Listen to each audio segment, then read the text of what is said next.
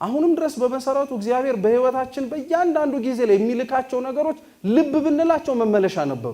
ትልቅ መገለጥን ለምን ሰው እንደሚጠብቅ በጣም ነው የሚያሳዝን። እንደ ጳውሎስ እግዚአብሔር አምላክ በደማስቆ በብርሃን ካልመታን አንመለስም እና መንፈስ ቅዱስ አንዳንዴ በጣም ነው የሚገርማችሁ።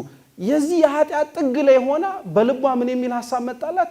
ይሄ ሁሉ እኮ አላፊ ነው ጠፊ ነው ውበቴም ረጋፊ ነው ብላ አሰበ። እውነት አሁን ጤነኛ ከሆነ ኃጢአተኛ ሰው እንደዚህ የሚወጣ ይመስላል? የእግዚአብሔር ፍቅር አያችሁ ታቅሙ ጉልበት ራሱ መጠቀም ያስፈልገውም እግዚአብሔር እኛን ለመመለስ። በጣም ለስላሳ ነው በመትሉት ብርሃን በጣም ሊመልስ አይችልም በመትሉት ፍቅር መመለስ ይችላል እግዚአብሔር። መዓቱ እንዲመልስ እንዴት ትጠብቃለህ? ፍቅሩ ካልመለሰ ማለት የሆነ ውርጅብኝ የሆነ ህይወታችንን ቀይረን ቤተክርስቲያናዊ እንድንሆን እንዲያደርገን ለምን እንጠብቃለን? ትግስቱ እኮ ለዚህ በቂ ነው። ፍቅሩ በጣም ለዚህ በቂ ነው። ጳውሎስ በቃ ከጭካኔው የተነሳ ሄዶ ሊገልስ ማርያምን ተህፍረት ከዘማዊነት ህይወቷ የተነሳ ሰውነቷን ቆማ አደንቅበታለሁ ባለችበት በመስታወት ላይ እግዚአብሔር አምላክ ጠራች። እግዚአብሔር አምላክ እንዲህ ነው ክርስቲያኖች ማለት የኃጢአታችሁ ጥግ የመጨረሻው ላይ የሚተዋችሁ እንዳይመስላችሁ። ቅዱስ ዮሐንስ አፈወርቅ ምን ይላል መሰላችሁ? የእግዚአብሔር ቃል ውሃ ነው ይላል፣ የኛ ልብ ደግሞ አለት ነው ይላል። እና እግዚአብሔር እንደ አለትነቱ የጸናውንና የደነደነው ልባችንን በጣም ከባድ በሚባሉ መሳሪያዎች ለማፍረስ አይሞክርም። በቃ ቀስ ብሎ ዝም ብሎ ውሃን የሚያንጠባጥብበት ይላል። እና የውሃ ጠብታ ምን ይሰነጥቃል ነው የሚባለው። ስለዚህ የቃሉ ጠብታ ዝም ብሎ ሲወርድ ምህን ይሰነጥቀዋል ማለት ነው። የሆነ ጊዜ ተማርነው ቃል እግዚአብሔር ለኛ አለት ለሆነው ልባችን አይሰብረን ይሆናል። ዝም ብለህ ደጋግምበት። የውሃ ጠብታ ምን ስለሚሰነጥቅ አለት ይሰነጥቃል፣ ምንም ጥርጥር የለው። ከውሃ በላይ ለሰለሰ ነገር የለም። ከቃለ እግዚአብሔር በላይ በጣም አጽናኝ የሆነ ነገር የለም። ከቃለ እግዚአብሔር በላይ በጣም ደግ የሆነ ነገር የለም። ነገ የሆነ ተስፋ ይኖራል ብሎ የማያስብ ሰው አለ። በጣም እኮ ነው የሚያሳዝን። ተስፋን ብቻ ሳይሆን እኮ እኛ ይዘን የምንሄደው እግዚአብሔርን እኮ ራሱ እግዚአብሔር ተስፋ ስለሆነ። እንዴት ነው ሰው እግዚአብሔር ያለበት ተስፋ የተባለ አምላኩ የተሰናዳበት ቤተ መቅደስ ውስጥ ቤተ ክርስቲያን ውስጥ ቤተ እምነቱ ውስጥ ሆኖ እንዴት ከናዝሬት በጎ ነገር ሊወጣል ብሎ ሊናገር የሚችል? አብዛኞቻችን በመሰረቱ እግዚአብሔር አምላክን በአፋችን ባናሳድደው በህሊናችን ባናሳድደው በስራችን ግን እናሳድደዋለን። ቅዱስ ኤፍሬም ሶርያዊ ምን ብሎ ይናገራል? በሙሉ ሰዓታችሁ ለማምለክ ያልፈለጋችሁትን እግዚአብሔር እንዴት ደግሞ በሙሉ ሰዓታችሁ እንዲከተላችሁ ትፈልጋላችሁ? ቅዱስ ዮሐንስ አፈወርቅ እንደውም ምን ይላል? ቤተ መቅደስ ገብታችሁ ክርስቶስን የምትፈልጉት ሰዎች ውጭ ያለውን የኔ ቤት ረግጣችሁት የምትገቡ ከሆነ ረግጣችሁት ያለፋችሁት እኮ ክርስቶስ ነው፣ ውስጥ አጣብቁት ይላል። በጣም እየተገፋን ያለ ነው።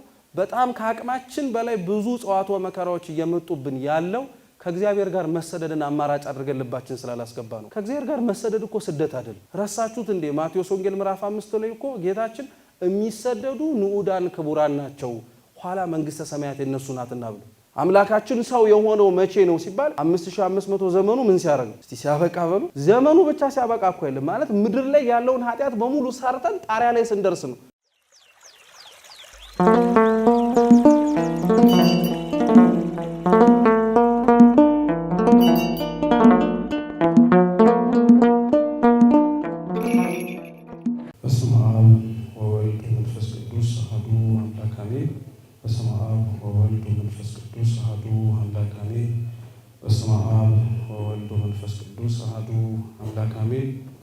የተወደዱ አባታችን ቀሲስ እስክንድር ምህራቤል እንደ የማዕረጋችሁ ያላችሁ አባቶች፣ እናቶች፣ ወንድሞች፣ እህቶች እንዲሁም ሕፃናት በወደደን ባከበረን በአምላካችን ፍጹም ሰላም እንደምን አመሻችሁ፣ እንደምን ዋላችሁ።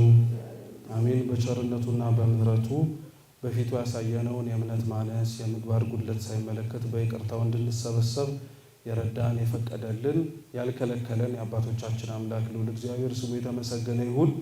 አምላካችን ቢወድና ቢፈቅድ ባለን የተወሰነ ደቂቃ ሕያውና ዘላለማዊ የሆነውን የአምላካችንን ቅዱስ ቃል እንማራለን።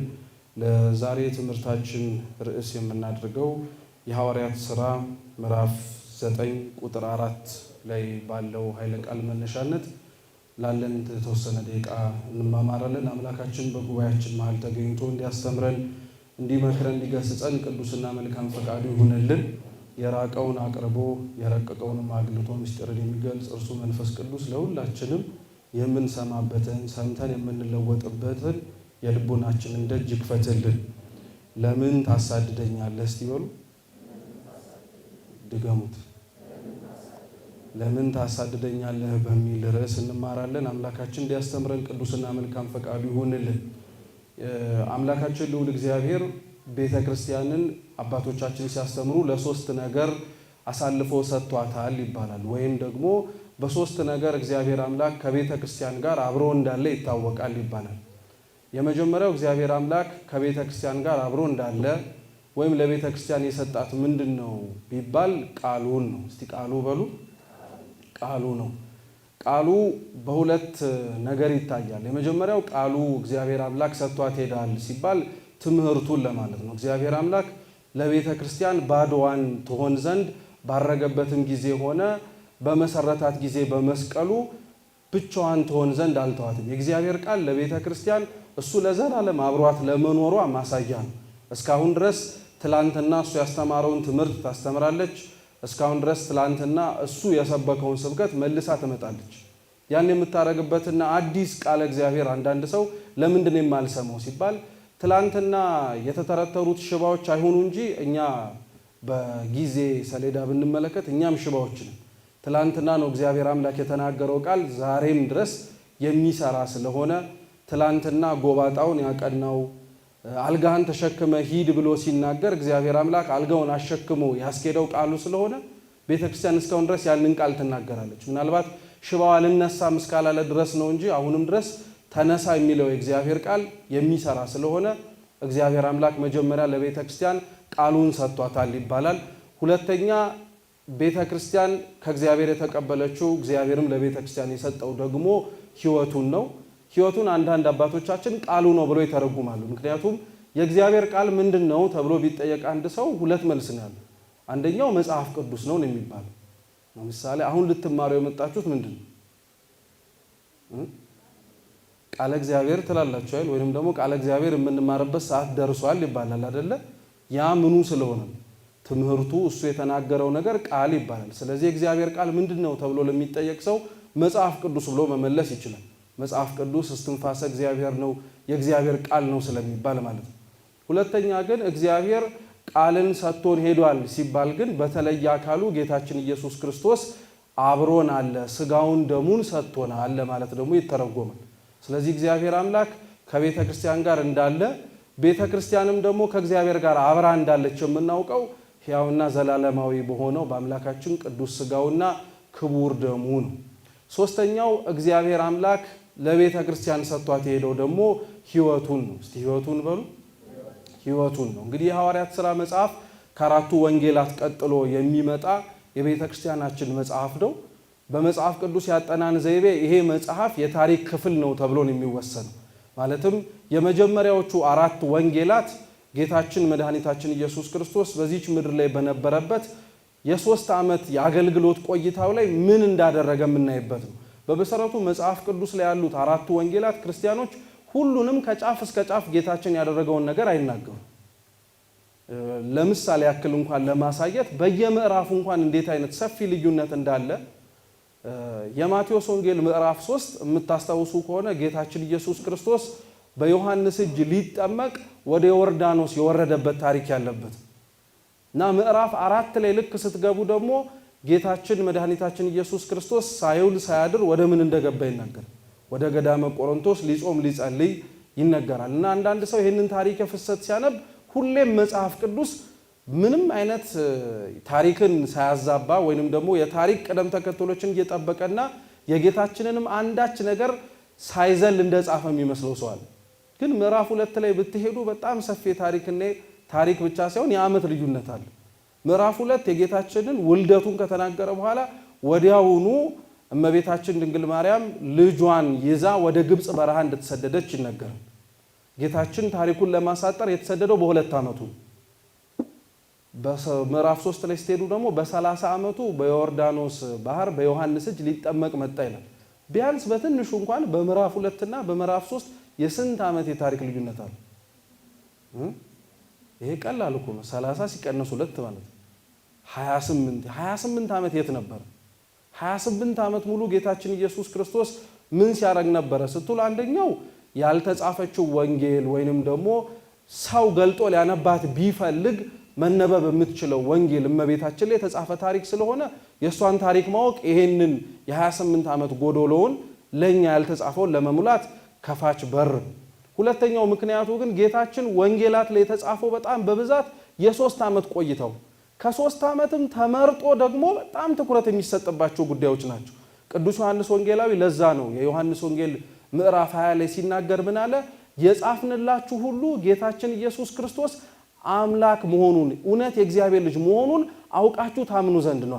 ስለዚህ መጽሐፍ ቅዱስ የመረጃ ቋት አይደለም ማለት ነው። ለሚያነበው ሰው ማን አምላክ መሆኑን የሚያሳምን እስቲ ኢየሱስ ክርስቶስ ወሉ ጌታችን ኢየሱስ ክርስቶስ አምላክ መሆኑን የሚያሳምን ጉዳይ በሙሉ ፈልጌ ላግኝ ቢል አያጣበት። የተጻፈው በቂ ስለሆነ ማለት ነው። የተጻፈው ተመዝግቦ የምናገኘው ምንም ጉድለት የሌለበት እና እቺ የመጽሐፍ ቅዱስ ክፍልን ያነሳናት ለምንድን ነው? መሃል ላይ ምናልባት የተወሰኑ ክፍተቶች ሊኖሩ እንደሚችሉት ነው።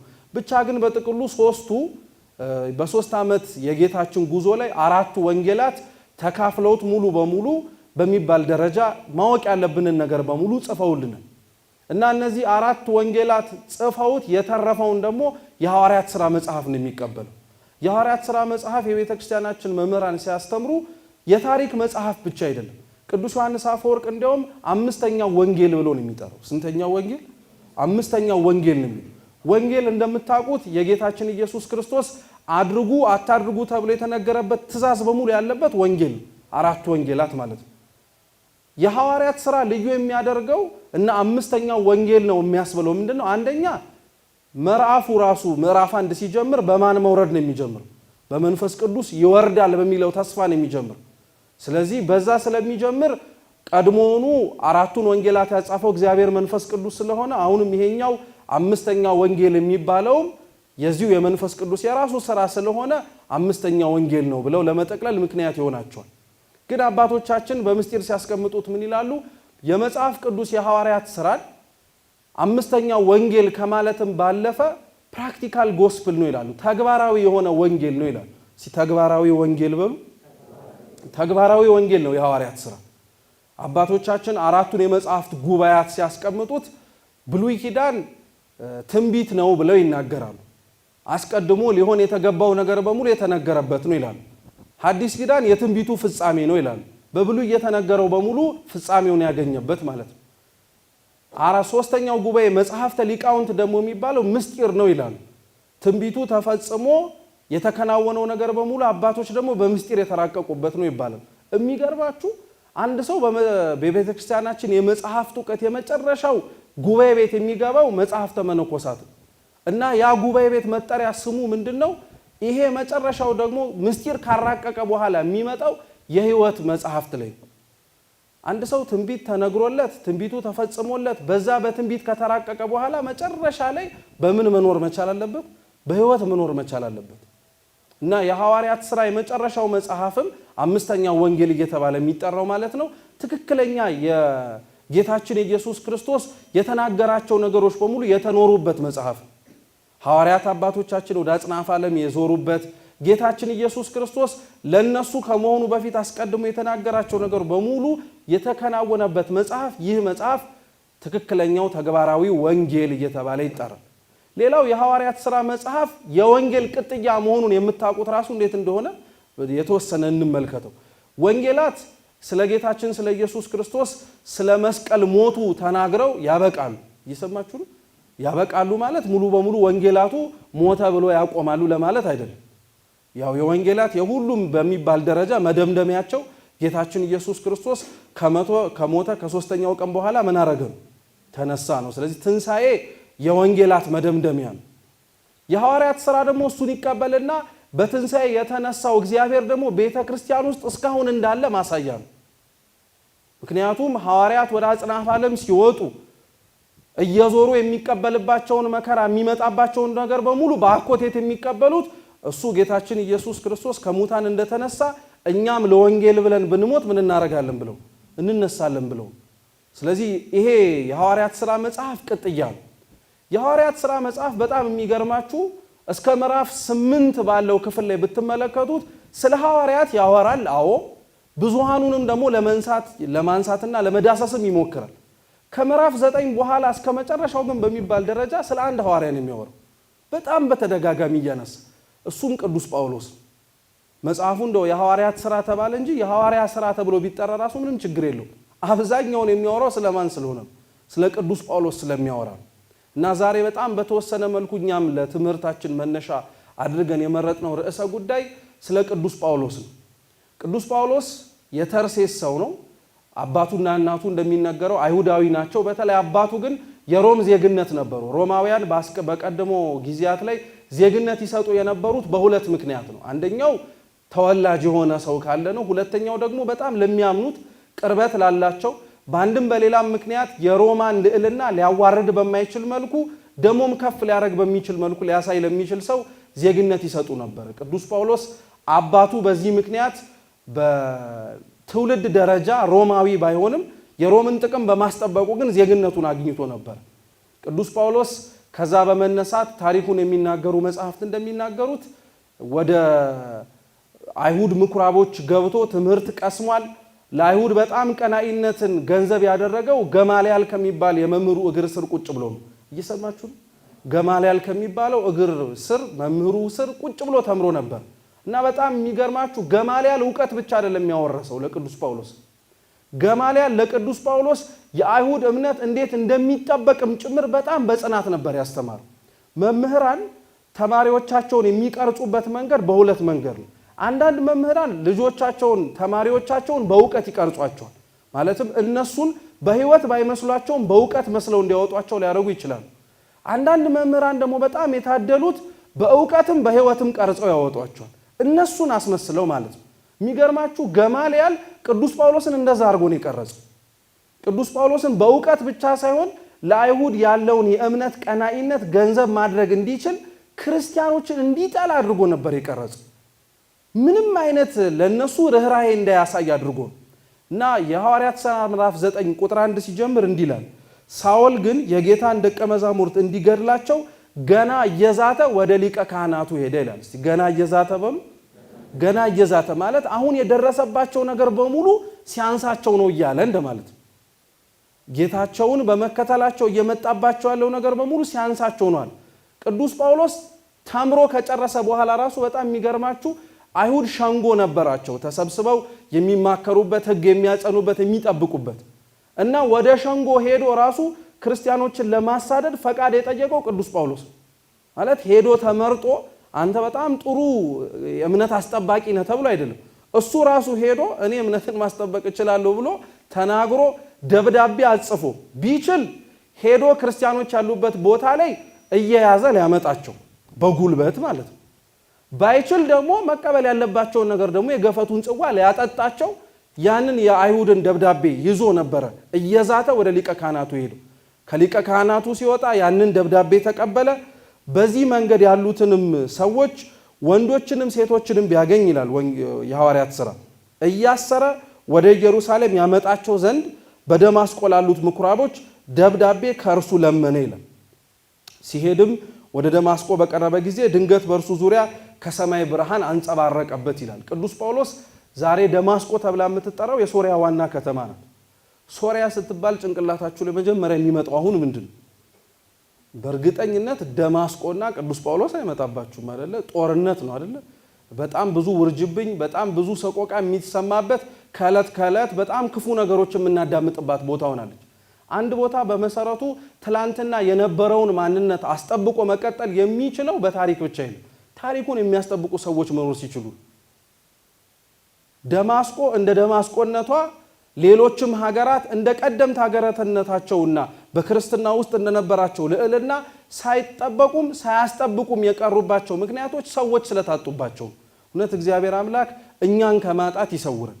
ለምን መሰላችሁ? ሰው ከታጣ በሆነ ቦታ ላይ እግዚአብሔር አምላክ ሰው አጥቶ አይደለም በእርግጠኛን እየፈለገን ያለ። አንዳንዴ መመጻደቅም እንዳያጠቃን ነው ማለት እኔ ከሌለው የሚል አመለካከት እንዳይኖረን እግዚአብሔር ይቅርና እኛን በቢታንያ አሳይቶናል። ድንጋዮችን ማስነስቶ እንዲያገለግሉት ማድረግ ይችላል። ግን ምን ድንጋይ ላይ ያስወረደው እኛ እያለ ገብቷችሁ ምን ድንጋይ ድረስ እንዲፈልግ ለምን መፍቀድስ አለብን? እኛ አለንልህ ወደ ማለት ደረጃ ማደግ አለብን። እንደዛ ካላልን ግን እግዚአብሔር አምላክ የነፃ ፈቃድ የፍቅር የቸርነት አምላክ ነውና ባንፈልገው እኛን መልሶ ሊያገኘን በሚችል መንገድ ይሄዳል። እየሰማችሁ ነው? እኛን መልሶ ሊያገኘን በሚችል መልኩ በምሳሌ ለማስረዳት የእስራኤላውያንን ቀድሞ የነበሩበትን የባርነት ጊዜ ላስታውሳችሁ። ግብፅ ላይ እስራኤላውያን በነበሩ ጊዜ ላይ የምታስታውሱ ከሆነ ሙሴ ነፃ ሊያወጣቸው መጣ። ፈርዖን በጣም ሳቀበት። ማለት አንድ ተራ የበግ ጠባቂና ወንድሙ ናቸው የመጡት። ያንን ሁላ ከ500,000 በላይ የሆኑ እስራኤላውያንን ከባርነት እናወጣለን ብሎ እና ፈርዖን ለሱ በጣም ቀልድ ነበር። ትንሽ ግን እግዚአብሔር አምላክ በመቅሰፍት መጎብኘት ሲጀምር የፈርዖን ልቡ እንደምታስታውሱት ሄድ መለስ ሲል ነበር። መቅሰፍቱን ሲያይ እመጣለሁ ይላል። ትንሽ መቅሰፍቱ ሲያልፍ ደግሞ አይ ሌላ እስኪመጣ ልክ እንደኛ ማለት ነው። እግዚአብሔርን የሆነ መዓት ወደ ቤታችን፣ ወደ ሀገራችን፣ ወደ ሁሉም ቦታ ሲመጣ የምንጠለልበት ብቸኛ መጠለያ እሱ ስለሆነ ዞረን እንመጣለን። ደግሞ ትንሽ ረገብ ሲል ደግሞ የተሻለው እስኪመጣ ብለን እንሄዳለን። ያው የተሻለው ስለው ገብታችኋል አይደል? መቅሰፍቱ ማለት ነው። ትንሽ የሚያንጋጋው ማለት ነው። ምክንያቱም ስታስቡት እግዚአብሔር አምላክ የፈርዖን ልብ መመለስ የፈለገው በውሃው ደምነት ነበር። ውሃውን ደም ሲያደርገው ሙሴ እመለሳለሁ ቢል እግዚአብሔር የማይመልሰው ይመስላችኋል? ወዲያውኑ ጸጥ ይለው ነበር። ግብፅም ይሄ ሁሉ ውርጅብኝ አይወርድባትም ነበር። ግን አንዱ መቅሰፍት አልፎ ሌላው መቅሰፍት ሲመጣ ትላንትና ከነበረው እየጨመረ ነው የሚመጣው። ግን እንድታስተውሉት የምፈልገው ነጥብ ምን መሰላችሁ? እግዚአብሔር ለግብፃውያን ሁሉ ውርጅብኝ ሲያወርድባቸው እውነት ጠልቷቸው ይመስላችኋል? እውነት በቃ ምንም አያስፈልጉም እነዚህ ሰዎች ሕዝቤን እስካልጠበቁ ድረስ ምን ዋጋ አላቸው ብሎ ይመስላችኋል? በቁሙ መጽሐፉን ለሚያነበው ሰው እንደዛ ይመስላል። ማለት ሕዝቡን ካለቀቅ አንተ መኖር የለብህም ይመስላል። ግን አይደለም። እስራኤላውያንን ለማውጣት ሲል ለግብፃውያን የላከባቸው መቅሰፍቶች በሙሉ ልብ ቢኖራቸው መመለሻ ምክንያቶች ነበሩ። ልብ ቢኖራቸው ማስታወሻ ነበሩ። አሁንም ድረስ በመሰረቱ እግዚአብሔር በሕይወታችን በእያንዳንዱ ጊዜ ላይ የሚልካቸው ነገሮች ልብ ብንላቸው መመለሻ ነበሩ። ትልቅ መገለጥን ለምን ሰው እንደሚጠብቅ በጣም ነው የሚያሳዝን። እንደ ጳውሎስ እግዚአብሔር አምላክ በደማስቆ በብርሃን ካልመታን አንመለስም። በጣም ትልቅ የሆነ በሕይወታችን ውስጥ እንዲህ ግልብጥ ሊያደርግ የሚችል ነገር ካልመጣ በፍጹም አሻፈረኛለን እኮ ነው የምንመስለው።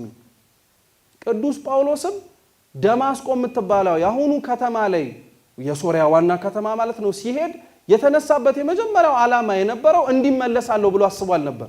የወጣው ደብዳቤ ይዘው ነው።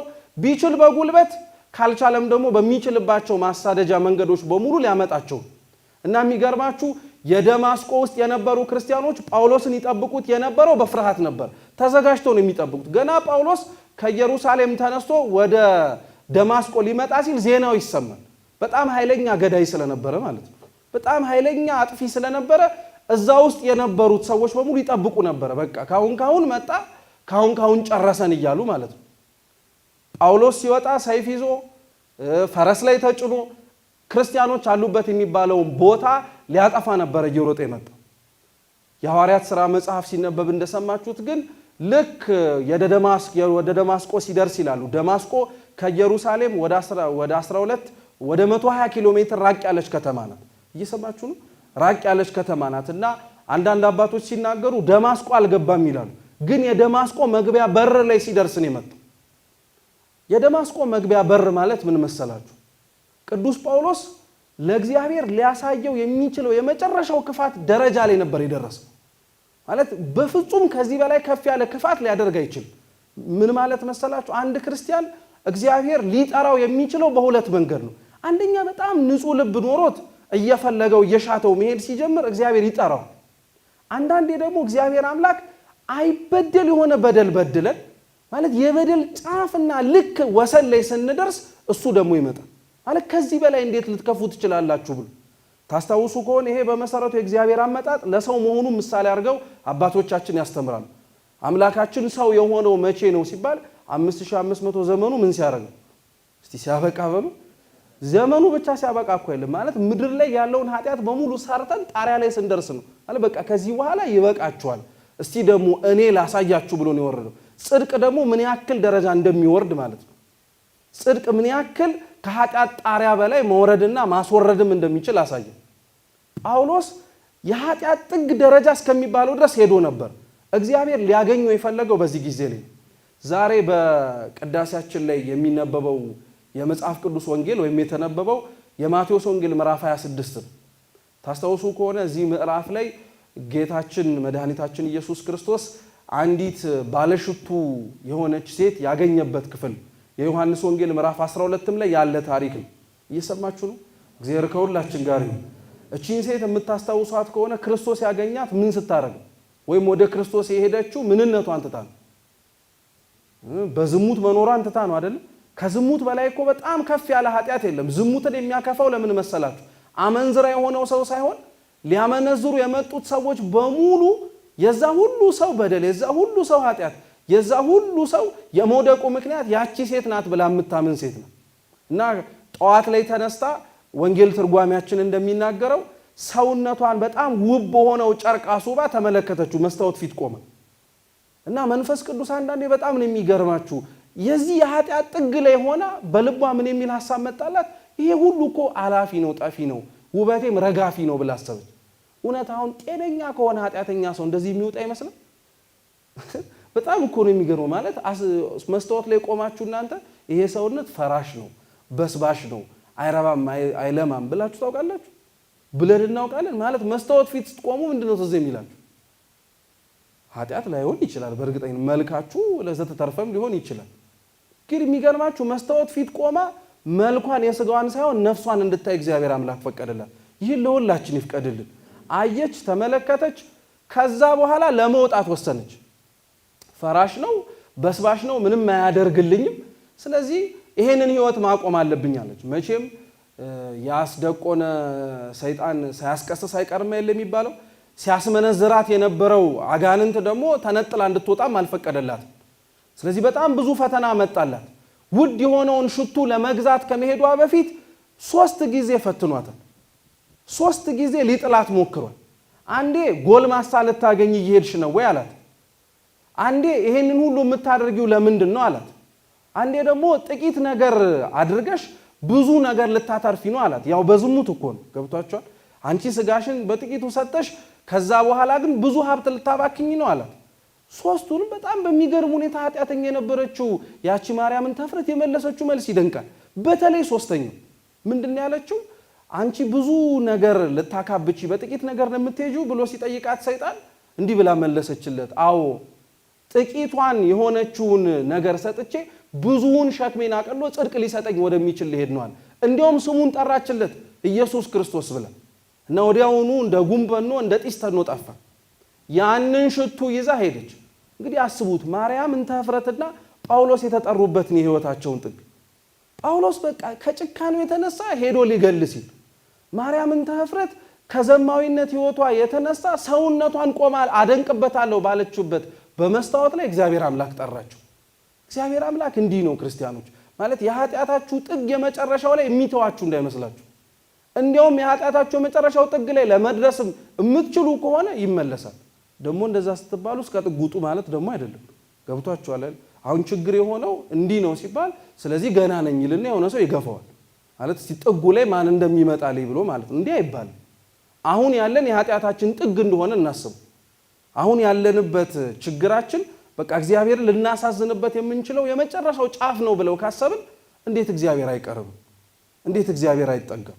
ስለዚህ ቅዱስ ጳውሎስ በእንደዚህ አይነት መንገድ ሊያሳድዳቸው ሊገላቸው ወደ ደማስቆ ሄደ። በብርሃን ታየው ጌታችን ኢየሱስ ክርስቶስ። የሚደንቅ ነው በብርሃን መታየቱ ራሱ። ማለት እናንተን ሊያሳድዳችሁ ለሚመጣ ሰው በጣም ለስላሳ በሆነ ነገር ትታያላችሁ። አሁን ብርሃን ይጎዳል ብላችሁ ታስባላችሁ? ዝም ብሎ ቦግ ቢል ማለት ነው። ከልባችሁ እሺ ፓውዛውን አዞር። እኔ አልወደኩም እኮ እያያችሁኛል። ብርሃን ይጥላል ብላችሁ ታስባላችሁ? ማለት ለስላሴ በጣም ይጎዳል ብላችሁ ታስባላችሁ? የእግዚአብሔር ፍቅር አያችሁ ታቅሙ። ጉልበት ራሱ መጠቀም ያስፈልገውም እግዚአብሔር እኛን ለመመለስ። በጣም ለስላሳ ነው በምትሉት ብርሃን፣ በጣም ሊመልስ አይችልም በምትሉት ፍቅር መመለስ ይችላል እግዚአብሔር። መዓቱ እንዲመልስ እንዴት ትጠብቃለህ? ፍቅሩ ካልመለሰ ማለት የሆነ ውርጅብኝ የሆነ ህይወታችንን ቀይረን ቤተክርስቲያናዊ እንድንሆን እንዲያደርገን ለምን እንጠብቃለን? ትዕግስቱ እኮ ለዚህ በቂ ነው። ፍቅሩ በጣም ለዚህ በቂ ነው። ብርሃን የሚባለው በመሰረቱ ይሄ ነው። ጳውሎስን ሊያሳድድበት እንደወጣበት ሰይፍ ክርስቶስ አልታየው። እንዲያውም በብርሃን ዝቅ ብሎ እንዲያውም በብርሃን ለስላሳ ሆኖ ታየ። ቅዱስ ዮሐንስ አፈወርቅ ምን ይላል መሰላችሁ? የእግዚአብሔር ቃል ውሃ ነው ይላል። የእግዚአብሔር ቃል በሉ ውሃ ነው። ይቀጥልና ምን ይላል? የኛ ልብ ደግሞ አለት ነው ይላል። እና እግዚአብሔር እንደ አለትነቱ የጸናውንና የደነደነው ልባችንን በጣም ከባድ በሚባሉ መሳሪያዎች ለማፍረስ አይሞክርም ይላል። በቃ ቀስ ብሎ ዝም ብሎ ውሃን የሚያንጠባጥብበት ይላል። እና የውሃ ጠብታ ምን ይሰነጥቃል ነው የሚባለው። ስለዚህ የቃሉ ጠብታ ዝም ብሎ ሲወርድ ምን ይሰነጥቀዋል ማለት ነው። አዎ የሆነ ጊዜ አልተማረ የሆነ ጊዜ የተማርነው ቃል እግዚአብሔር ለኛ አለት ለሆነው ልባችን አይሰብረን ይሆናል። ዝም ብለህ ደጋግምበት። የውሃ ጠብታ ምን ስለሚሰነጥቅ ነው። አለት ይሰነጥቃል፣ ምንም ጥርጥር የለው። ቅሉ ግን ምን መሰላችሁ? ዋናው ነጥቡ ከውሃ በላይ የለሰለሰ ነገር ታውቃላችሁ? አታስቡ፣ የለምም ጭምር። ከውሃ በላይ የለሰለሰ ነገር የለም። ከቃለ እግዚአብሔር በላይ በጣም አጽናኝ የሆነ ነገር የለም። ከቃለ እግዚአብሔር በላይ በጣም ደግ የሆነ ነገር የለም። ፍቅር፣ ብርሃኑ፣ ውሃው እየተባለ የሚጠቀሰው ይሄ በብርሃን ታየው። ብርሃን ሆኖ ያሳየው የቅዱስ ጳውሎስ ወይም ደግሞ በቀደመ ስሙ ሳውል የሚባለው ማለት ነው። ጌታችን በብርሃን ሆኖ ሲታየው ግን በጣም ነው የሚደንቃችሁ። ከነበረበት ፈረስ ላይ ወደቀ፣ ጭራሽ ደግሞ አቅም ቢስ ሆነ ማለት ሽባ ሆነ። እዛው ሆኖ የእግዚአብሔር ፍቅር እንዲያደርገ ቁጣው ሳይሆን ፍቅሩ ራሱ ሰውን ሽባ ያደርጋል። ጉልበት ያለውን ጉልበተ ቢስ ማድረግ ይችላል። አቅም ያለውን አቅመ ቢስ ማድረግ ይችላል። ወዶ ፈቅዶ እንዲተውለት ማድረግ ይችላል። ሙሴ ጸሊምን እንዲህ አይደል ያደረገው? ፍቅሩ እኮ ነው ሙሉ ሰውነቱን በዛ በኃጢአት የጎለመሰውን በጾም በጸሎት በስግደት በምጽዋት ድቅቅ እንዲያደረገው ያደረገው ፍቅር እንዲያደርጋል እግዚአብሔር አምላክ። ቀጠለና ቅዱስ ማርቆስ የቅዱስ ሉቃስ የጻፈው የሐዋርያት ሥራ ላይ እንዲህ ይላል፣ በምድር ላይ ወድቆ ሳለ ሳውል ሳውል ለምን ታሳድደኛለህ አለው አለ። እስቲ ሳውል ሳውል በሉ። አዎ ይሄ በኦሪት ጊዜ ላይ በጣም በብሉይ ኪዳን ላይ ያስተውላችሁ ከሆነ እግዚአብሔር በጣም ቅርብ የሆኑትን ሰዎችን ሁለት ጊዜ ነው የሚጠራቸው። አብርሃም አብርሃም፣ ሙሴ ሙሴ እያለ ለሚጠራው እሱ ሊያሳድደው እየሄደ ነው። እግዚአብሔር ምን ያክል እንደቀረበው ገና ስሙን ሳይለውጠው ስንቴን የጠራው። አዎ ይሄን ያክል እፈልግህ ነበረ እያለው ነው እግዚአብሔር። ግን ሳውል ሳውል ካለው በኋላ ለምን ምን ታረገኛለህ አለው። ያው እንደምታውቁት ዝቅ ብላችሁ ስታነቡት ጌታችን ኢየሱስ ክርስቶስ ለምን ታሳደኛለህ ብሎ ከተናገረው በኋላ አንተ የምታሳድደኝ የናዝሬቱ ኢየሱስ እኔ ነኝ ብሎ ነግሮታል። ያው በቅሉ ግን ጳውሎስ ሲወጣ ክርስቶስን አሳድዳለሁ ብሎ ነው የወጣው አይደለም። እዛ ሰፈር ያሉትን ክርስቲያኖች አሳድዳለሁ ብሎ ነው። ለዛ ነው አባቶቻችን ክርስቲያኖችን መግፋት ማንም መግፋት ነው የሚሉ። አዎ በውስጡ ግን ያለው ለሳውል የሚሰጠው ትምህርት ብቻ ሳይሆን ለኛ ያለውን ቁም ነገር ግን እንመልከት። የሚገርማችሁ ሳውል በነበረበት ጊዜ በሙሉ ይማረው የነበረው የብሉይ ኪዳን ትምህርት ያስተምር የነበረው ስለ ክርስቶስ ነበር። የብሉይ ኪዳን ማንኛውም አይነት ትምህርት ለሐዲስ ኪዳን ተርጓሚ ነው። እያንዳንዱ ታሪክ ይመጣል ተብሎ ስለሚጠበቀው ስለ መሲሁ ትምህርት ነበር እያንዳንዱ። እና ጳውሎስ ወጥቶ ፈረስ ላይ ተጭኖ ክርስቶስን የተባለውን ወይም ክርስቲያኖችን ለማሳደድ ከመውጣቱ በፊት መጀመሪያ ያሳደደው ከልቡ ነበር። ትርጉሙን ለማወቅ ባለመፈለጉ አጣመው የነገሩትን ትርጉም ለመቀበል ፈቃደኛ በመሆኑ በጣም ነው የሚገርማችሁ። ይሄ የናዝሬቱ ኢየሱስ የሚባለው ነገር እሱን ብቻ ሳይሆን ናትናኤልንም ጭምር እኮ ፈትኖት ነበር። ፊልጶስ ክርስቶስን ተከተለኝ ተብሎ ከተጠራ በኋላ ወዲያውኑ ወደ ወዳጅ ወደ ናትናኤል ሄደና ነቢያት ስለ እርሱ ያስተማሩለት የዮሴፍን ልጅ የናዝሬቱን ኢየሱስ አገኘ ነው አለ። የማን ልጅ? ያው ከፍቅሩ ጽናት የተነሳ ነው እንጂ ክርስቶስ ያው የዮሴፍ ልጅ እንዳልሆነ እኮ ይታወቃል። ግን አልተማረም፣ ደግሞ በጣም ትኩስ ነው። በጣም ደስ ብሎታል እሱን ማግኘቱ። ከዛ በኋላ የዮሴፍን ልጅ የናዝሬቱን ኢየሱስን አገኘነዋል። ናትናኤል ወዲያውኑ የመለሰለት ምን ብሎ ነው? ከናዝሬት መልካም ነገር ሊወጣ ይችላልና አለ። ከናዝሬት መልካም ነገር የማይወጣ ከናዝሬት ደግ ነገር የማይወጣ ነው ብለው በጣም ብዙ መምህራኖቻቸው ሰርተውባቸው ነበር። አሁንም ድረስ በጣም ነው የሚገርማችሁ። ናዝሬት የተባለችው የተናቀችው ቤተክርስቲያን ውስጥ ምንም ደግ ነገር የማይወጣ የሚመስለው ሰው አለ። በቃ በቃልን ብሎ የሚያስብ ማለት ነው። ነገ የሆነ ተስፋ ይኖራል ብሎ የማያስብ ሰው አለ። በጣም እኮ ነው የሚያሳዝነው። ተስፋን ብቻ ሳይሆን እኮ እኛ ይዘን የምንሄደው እግዚአብሔርን እኮ ነው። ራሱ እግዚአብሔር ተስፋ ስለሆነ እንዴት ነው ሰው እግዚአብሔር ያለበት ተስፋ የተባለ አምላኩ የተሰናዳበት ቤተ መቅደስ ውስጥ ቤተ ክርስቲያን ውስጥ ቤተ እምነቱ ውስጥ ሆኖ እንዴት ከናዝሬት በጎ ነገር ሊወጣል ብሎ ሊናገር የሚችል? ጌታም ለዛ ነው ጳውሎስን ሲያሳድደው የነበረው የናከው ኢየሱስ ነኝ እኔ እንደዚህ ያረኩሃል፣ ባታሳድደኝ ኖሮ ከልብህ እኮ እንደዚህ አላረገህም እያለው እኮ። አብዛኞቻችን በመሰረቱ እግዚአብሔር አምላክን በአፋችን ባናሳድደው በህሊናችን ባናሳድደው በስራችን ግን እናሳድደዋለን። አፋችን አንዳንዶቻችን በጣም የተቆለጳጰሰና ያማረ ከመሆኑ የተነሳ ለሚሰማው ሰው እግዚአብሔር ባልንጀራችን የሚመስለው ሰው ማለት በጣም አሳምረን ከመናገራችን የተነሳ ህሊናችን እኮ እንዴት እንደራቀው ግን እግዚአብሔር ነው የሚያውቀው። ህሊናችን በጣም ደግሞ ሐሳባችን የቀረበ መስሎን ደግሞ ስራችን ምን ያክል እንደራቀው ደግሞ ይታወቃል። እንዴት ነው እግዚአብሔር አምላክ ቅዱስ ኤፍሬም ሶርያዊ ምን ብሎ ይናገራል? በሙሉ ሰዓታችሁ ለማምለክ ያልፈለጋችሁትን እግዚአብሔር እንዴት ደግሞ በሙሉ ሰዓታችሁ እንዲከተላችሁ ትፈልጋላችሁ? በሐሳባችንም በንግግራችንም በተግባራችንም እንገዛለታለን ያላልነውን እግዚአብሔርን እንዴት ነው በሁሉም ቦታ ደግሞ ታማኝ ሆኖ እንዲቆምልን የምንፈልግ? እኛ መች ታመንለትና ገና እኛ መች የሚፈልገውን ነገር ከኛ ላይ ለማግኘት ደጁን ራሱ ከፈትንለት ገና አልሆነለትም። ለቅዱስ ጳውሎስም እንደዚህ ያለው በኋላ ላይ ታሪኩን ስታነቡት ቅዱስ ጳውሎስ በጣም ጥሩ አድርጎ ስለተመከረ ስለተገሰጸ ወዲያውኑ የተሰጠውን መመሪያ ተቀብሎ ሄደ። ቅዱስ ጳውሎስ ወዲያውኑ ክርስቶስን ካገኘው በኋላ የገጠመው ነገር ቢኖር አይኑ እውር ነው የሆነው፣ ወይም ደግሞ በአይነ ስጋ እውር ሆነ። እውር የሆነው ማንን ስላየ? የናዝሬቱን ኢየሱስ ጌታችን ኢየሱስ ክርስቶስን ድምጹን ስለሰማ በብርሃን ውስጥ ምን ስላደረገው? ስላየው ነው። እዚህችም ጋር አንድ ነጥብ እናንሳ። ብዙ ጊዜ ላይ በጣም ብዙ ሰው በቃ የመጨረሻ በመንፈሳዊ ሕይወት ምኞቱ ምንድነው ተብሎ ቢጠየቅ እግዚአብሔርን ማየት ነው አይደል? ማየት ትፈልጋላችሁ አትፈልጉ? አይዟችሁ አላሳያችሁ ግን ማየት ትፈልጋላችሁ አትፈልጉ?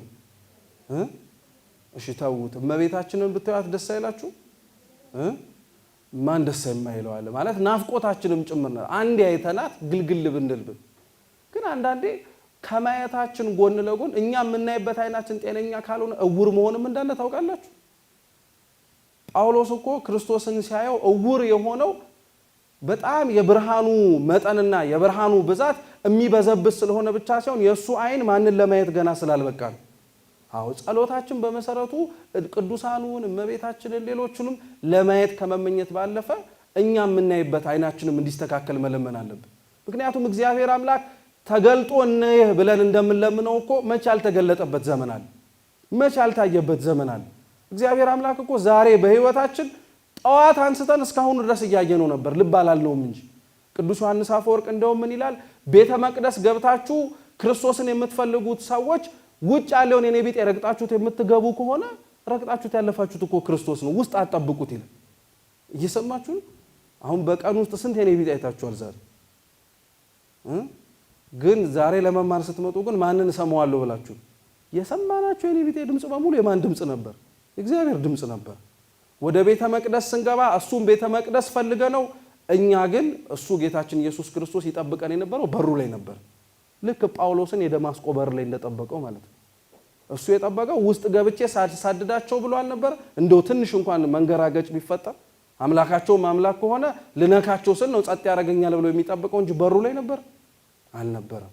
እግዚአብሔር አምላክ ሁሌም ግልጥ ነው። ክርስቲያኖች አይናችንን እንዲከፍት ነው እኛ መለመን መቻል ያለብን። አይናችን እንዲያየው ራሳችን የምንማጸን ከሆነ እግዚአብሔር አምላክ የማይታይበት ጊዜ አልነበር፣ የማይታይበትም ጊዜ የለም። እዚህ ቅዱስ ጳውሎስ አይኑን አሳወረው። ሁሉ ስታሳደዳቸው፣ ሁሌ ስትገፋቸው፣ የአይሁድን ደብዳቤ ተቀብለ ከመሰደድ በፊት ኢየሩሳሌም ውስጥ ስታስጨንቃቸው የነበሩት ክርስቲያኖች ብቻ ሳይሆኑ ማንኛውም እኔ ነበሩ፣ ሁሉም እኔ ነበሩ። ቅዱስ ጳውሎስ የምታስታውሱ ከሆነ የአንደኛ ቆሮንቶስ መልእክቱ ምዕራፍ 10 ላይ ሲናገር ጌታችን መድኃኒታችን ኢየሱስ ክርስቶስን ቅዱስ ሥጋውን ክቡር ደሙን የሚቀበሉ ሰዎች በአይነ ሥጋ ለሚያያቸው ብዙ ናቸው እንጂ እነሱ ግን በእግዚአብሔር ፊት ስንት ናቸው? አንድ ናቸው። ክርስቲያኖችም በአይነ ሥጋ ለቅዱስ ጳውሎስ ሲያሳድዳቸው ብዙ ይሁኑ እንጂ ስንት ነበሩ? አንድ የሚያሳድዳቸው ክርስቶስ ነበሩ። እዛ ኢየሩሳሌም ውስጥ ሲያያቸው የነበሩት እነሱ ነበሩ። ልብ ስላላለ ግን አይኑን ከደነለትና ምናልባት አሁን ሲበራ አይንህ የምታያቸው ክርስቲያኖች እኔ እንደሆኑ ይገባሃል አሉ። የሚደንቀው ይሄ ብቻ አይደለም። ልክ እንዲህ አድርጎት ከሄደ በኋላ ቅዱስ ጳውሎስ ይሄንን ነገር ከክርስቶስ ጋር ተነጋግረው ከጨረሱ በኋላ ራሱ ጌታችን ደግሞ ደማስቆ ውስጥ ክርስቲያኖች ይጨፈጨፋሉ በሚለው ዜና ውስጥ አብሮ እጨፈጨፋለሁ ብሎ ይጠብቅ ወደ ነበረው ወደ ሐናንያ ደግሞ ሄደ። ይሄ ሐናንያ ከ72ቱ አርድእት መካከል አንዱ ነው። በረከቱ ለሁላችን ትድረሰን። ሐናንያ ቅዱስ ጳውሎስን ይጠብቀው የነበረው ይጨፈጨፈናል፣ ይገለናል ብሎ እና ጌታችን ኢየሱስ ክርስቶስ ተገለጠለትና አንድ ሰው ወደ አንተ ልካለሁ ታጠምቀዋለህ አለ። ያው ጳውሎስ ነው ብሎ ነግሮታል፣ ሳውል የሚባል ሰው ነው። እና ሐናንያ በጣም ነው የሚያሳዝነው። መረጃ እግዚአብሔር የሌለው ይመስል አቀበለ። ምን ብሎ ነገረው? ያው ምናልባት መረጃው ከሌለ አይበለው እንጂ ቤት ገብታችሁ አንብቡት፣ አሳዳጅ እኮ ነው አለ። ማለት ሊገለን እኮ ነው እየመጣ ያለው አንተ ደግሞ ምን አድርገው እያልክ ነው። በጣም ነው የሚገርመው። አንዳንዴ እግዚአብሔር አምላክ ሰውን ሲመልስ የመለሰውን ሰው መረጃ የሌለን የሚመስለን ሰዎች አለን የምናቀብል። ትላንትና እኮ እንዲህ ነበረ ምናልባት ያው ካላየኸው አላይም ብለህም ዝም ካልከው እንደሚል ሰው እንደማለት እኮ። ሐናንያ እንዲህ ብሎ ነገረው። እግዚአብሔር አምላክ ይቅርና አንተ ማጥመቅህን ዛሬ የሚያሳድዳችሁና ሊያሳድዳችሁ የመጣው ቅዱስ ጳውሎስ ፍጻሜው እናንተን ብቻ ሳይሆን የአሕዛብ መምህር አድርገዋለሁ። አንተ የምታጠምቀው አንተን እንዲያስተምር አይደለም ማለት አንተን የሚመስሉ ክርስቲያኖችን እንዲያስተምር ሳይሆን የምፈልገው እኔን የሚያሳድዱኝን እነማን ነው። ስለዚህ ሐናንያ በውስጥ አዋቂነት ፍርሃቱንም ቀረፈልን። አሁን የሐናንያ ፍርሃቱ የነበረው ወጥቶ ጳውሎስን የሚመስሉ ሰዎች ማስተማር ራስን አደጋ ላይ ይመጣል፣ ያው ግድያ ስለሆነ ማለት ቶ አንተ ብቻ እሱን አጥምቀው እሱ ምን ያደርግልሃል? የሚገደልበት ቦታ በሙሉ እየገባ ያስተምርልሃል። ተቀበለው፣ አስተማረው፣ አጠመቀው። ከዛ በኋላ ክርስቶስን ቅዱስ ጳውሎስ ለምን ታሳድደኛለህ ያለውን ልቡ ውስጥ አስገባ። ከዛ በኋላ ክርስቶስን ካስገባው በኋላ ራሱ ቅዱስ ጳውሎስ ነበረ ለምንድን ነው የምሰደደው እያለ ሲዞር ነበር። ሁሌ እየተሰደደ ሁሌ እየተገፋ ነበር ይኖር። እስካሁን ድረስ በመሰረቱ በህይወታችን በጣም እየተሰደድን ያለ ነው፣ በጣም እየተገፋን ያለ ነው፣ በጣም ከአቅማችን በላይ ብዙ ጸዋቶ መከራዎች እየመጡብን ያለው ከእግዚአብሔር ጋር መሰደድን አማራጭ አድርገን ልባችን ስላላስገባ ነው። ከእግዚአብሔር ጋር መሰደድ እኮ ስደት አይደለም። ረሳችሁት እንዴ? ማቴዎስ ወንጌል ምዕራፍ 5 ላይ እኮ ጌታችን የሚሰደዱ ንዑዳን ክቡራን ናቸው ኋላ መንግስተ ሰማያት የነሱ ናትና ብሎ። ከእግዚአብሔር ጋር ከተሰደድክ ስደት አይደለም። ከእግዚአብሔር ጋር ከተራብክ መራብ አይደለም። ከእግዚአብሔር ጋር ከተጠማ መጠማት አይደለም። ከእግዚአብሔር ጋር ካጣ ማጣት አይደለም። በሁሉም እግዚአብሔር አምላክ ይጎበኛል። ቅዱስ ጳውሎስ አንዴ ልቡ ካስገባው በኋላ ስደቱን ስደት ራሱ አይለውም ነበር። ለዛ ነው የቆላሲስ መልእክቱ ምዕራፍ 1 ቁጥር 28 ላይ እንዳላቸው ክርስቶስ ለቤተ ክርስቲያን የተቀበለችዋን ጥቂቷን መከራ እናንተም በስጋችሁ እንድትሳተፏት ለምናችኋለሁ። አይገርማችሁ? ስደት ያለው ቅዱስ ጳውሎስ አሁን ደግሞ ከክርስቶስ ጋር ምን መካፈል ነው ብሎ ተናገረ። መከራውን መካፈል ነው። አብዛኞቻችን እየተቸገርን ያለ ነው። እሱም እግዚአብሔርን ከልቡ ያሳደደ ሰው ሁሉም ነገር ስደት ነው የሚመስል፣ ሁሉም ነገር ጭንቅ ነው የሚመስል፣ ሁሉም ነገር እሱ እንዲህ ስለሆነ የመጣበት ነው የሚሆን።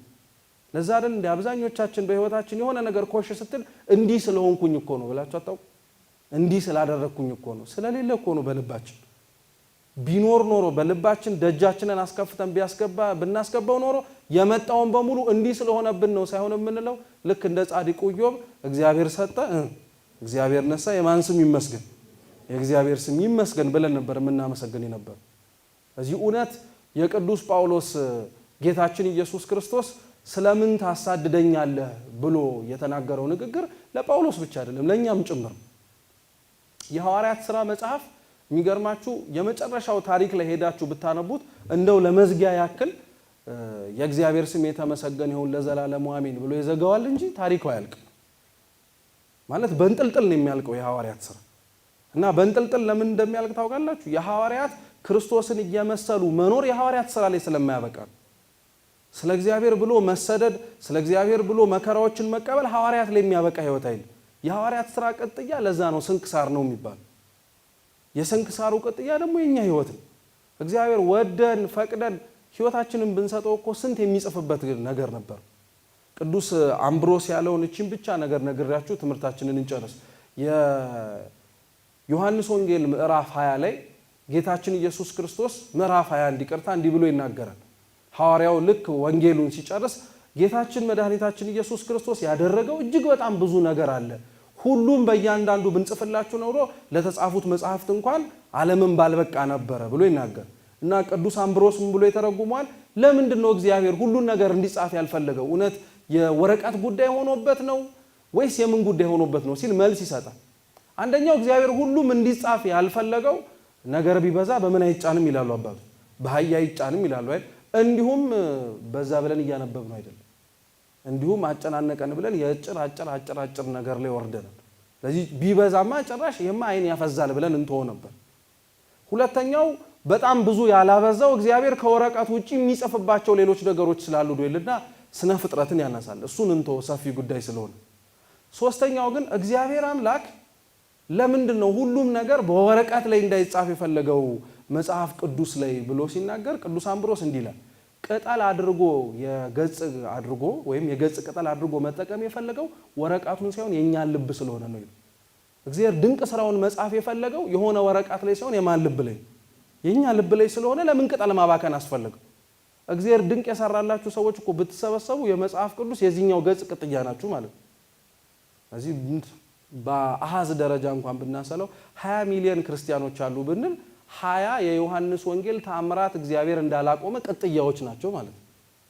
ስለዚህ እግዚአብሔር አምላክ አሁንም ድረስ ማሳደዱን አይቆምም። እነዚህ ሰዎች ቅጠል ሆነው እስኪገቡ ድረስ አሁንም ድረስ የት ናችሁ ብሎ መፈለጉን አያቆም። የትም ግቡ፣ እንደ ማርያም እንተ ኅፍረት በዝሙት ህይወትም ኑሩ፣ እንደ ቅዱስ ጳውሎስ የሌላውን ህይወት የሚያሳድድ እግዚአብሔርን የማይፈልግም ሁኑ። የትም አይነት ነገር እንሁን ክርስቲያኖች እግዚአብሔር አምላክ ለምን ታሳድደኛለህ? የፈጠርኩት ይሄ ሰውነት የኔ ቤተ መቅደስ ነው እስካርፍበት ብሎ መቼም ድረስ አያቆም። እግዚአብሔር አምላክ እውነት ጥሪውን ሰምተን በልባችን እንድናስገባው ቅዱስና መልካም ፈቃዱ ይሁንልን። ያስተማረን የመከረን አምላካችን ስሙ የተመሰገነ ይሁን። በተማርነው ፍሬ እንድናፈራ አምላካችን ቅዱስ እግዚአብሔር ይርዳን። በጎደለው በነጠበው ደግሞ በአፈ መላእክት በሊቃውንት እንዲሁም በዚህ ባላችሁት ወንድሞች እህቶች የሚታረም የሚስተካከል ይሁን። ወስብሐት ለእግዚአብሔር።